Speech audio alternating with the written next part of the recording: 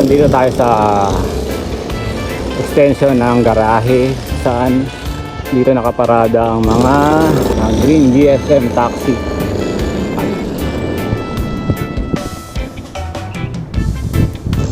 Yun oh. Bukas ko yung bintana oh. Dapat nakasara yan kasi magkukonsume ng kuryente.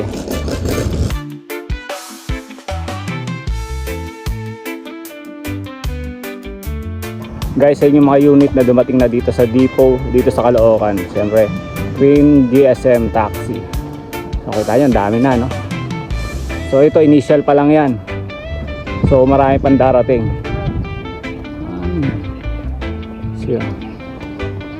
So kung nakita nyo yung parking kanina, kung gaano kalawak yun, mapupuno yan ng taxi ng green GSM. Ayan. So kung familiar kayo rito, lalo na yung mga taxi driver ng RNE, so ito yung parking area ng RNE before. So na ngayon ito ay gagamitin na ng green GSM electric taxi. Kita nyo no, madami-dami na yan. Then po dyan, maraming pang parating.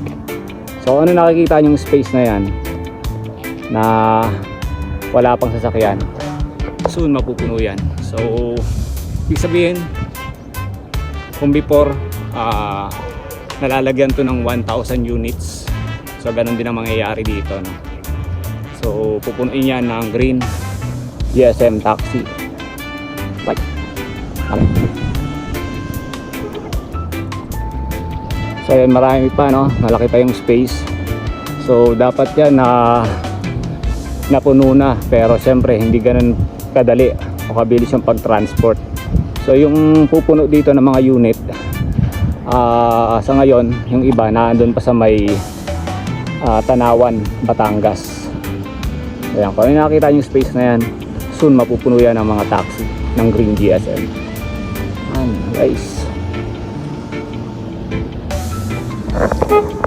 So kung nagtatanong kayo ano nga ba yung difference no, so ang green GSM taxi, makakakuha ito ng mga customer via booking.